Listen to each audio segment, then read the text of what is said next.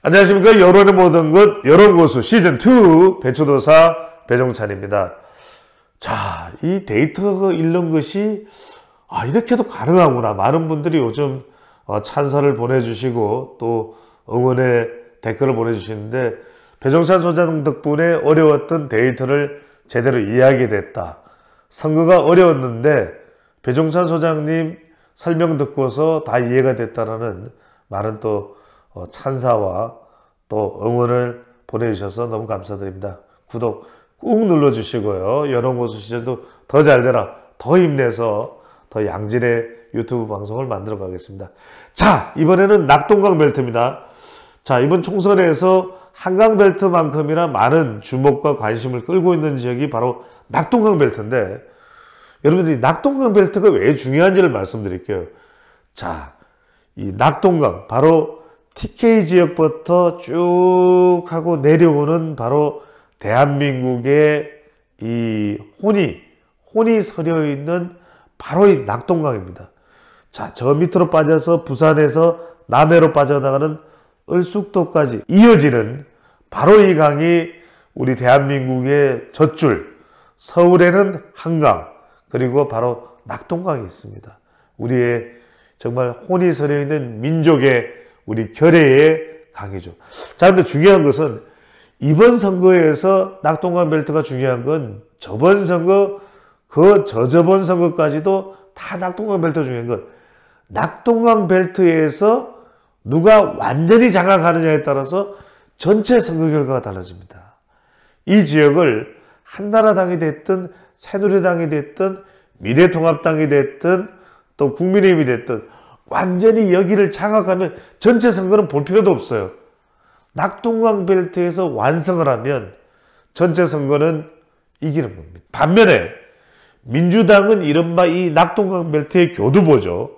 지금 10개 지역 중에서 현역 의원이 5명이나 됩니다. 절반입니다.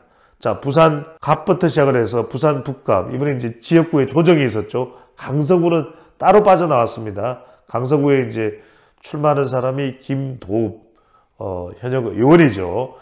자, 이 북구에는 바로 전재수와 또 서명수, 그 외에도 이 낙동강 벨트의 민주당 현역 의원이 전재수 외에도 최인호, 또 김두관, 민홍철, 김정호, 바로 양산, 경남의 김해, 가벌까지도 이어지죠. 자, 양산은 누굽니까? 문재인이 있고, 그 다음에 김해는 누구입니까? 봉화마을, 진영, 노무현이죠. 그래서 민주당 현역들이 바로 이 낙동강 벨트의 교두보를 지난 총선에서 만들었던 이유가 되는 겁니다.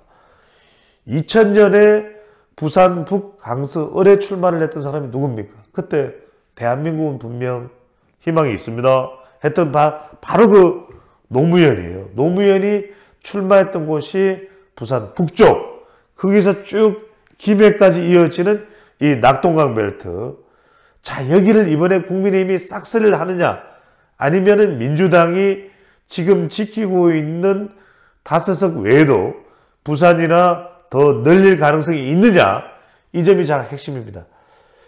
자, 지금은 팽팽합니다. 지금은 팽팽한데 앞으로 어떻게 될지가 상당히 중요한데, 이 지역은 한동훈 효과에 달렸다.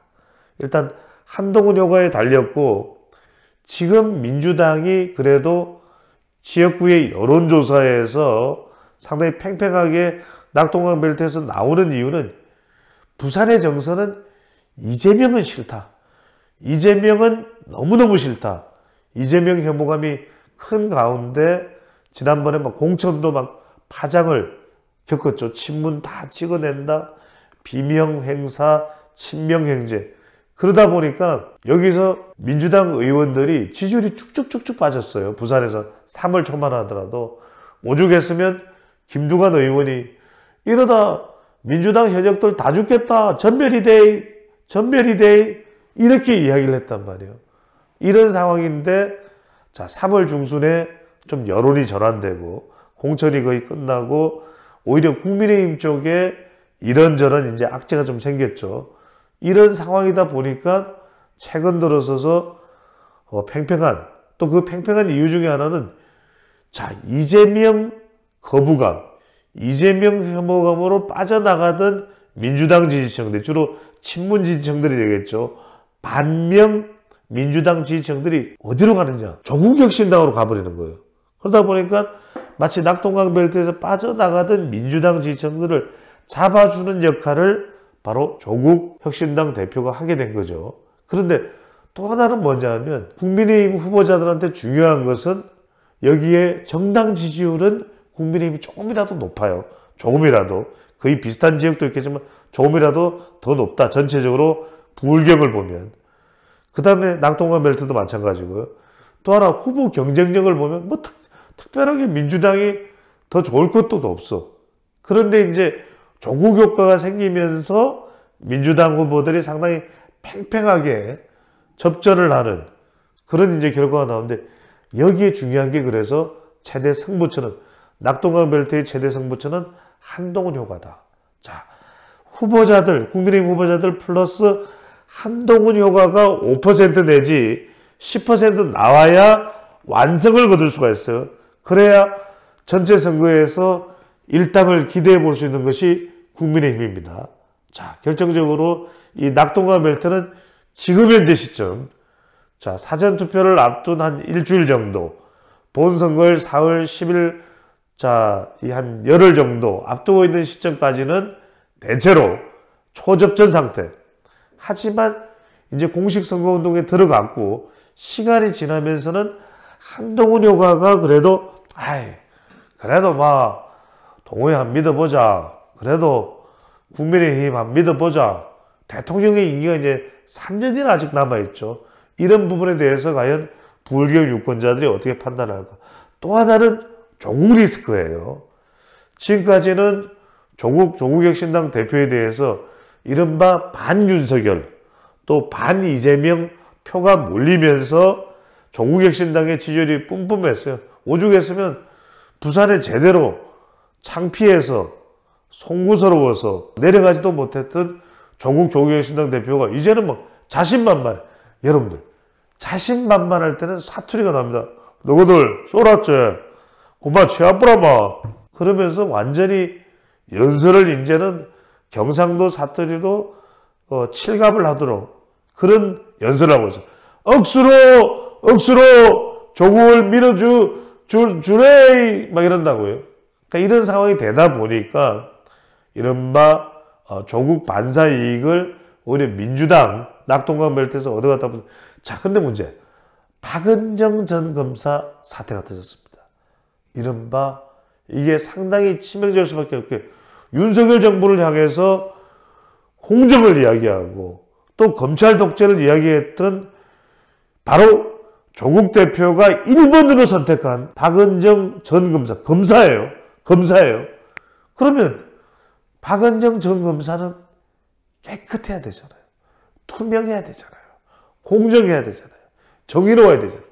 그런데 남편인 광주고검장 부장 출신의 이종근 변호사는 다단계 사기업체 가해자를, 이건 이제 보도 내용입니다. 제가 그냥 횡설수설하는 게 아니에요. 보도 내용에 다단계 이 가해자를 변호해주고 무려 22억 원의 수임료를 받았다라는 거예요.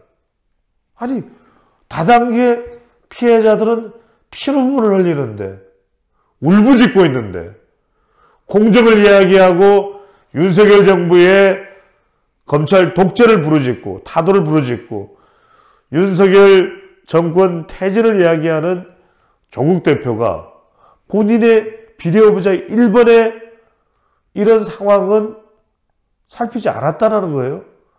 눈을 감는단 말이에요. DK 눈물만 눈물이 아니라 이 다단계 사기 피해를 당한 사람들의 피눈물이 더 살펴야 되고 더 다독거려야 되고 해야 되는 것은 아닌가.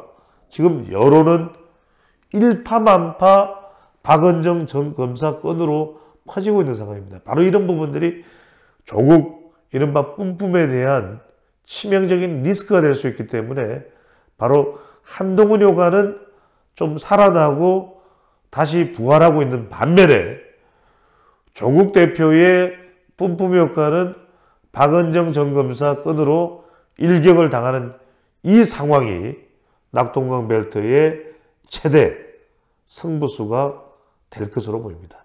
지금까지 배추도사 배종찬입니다.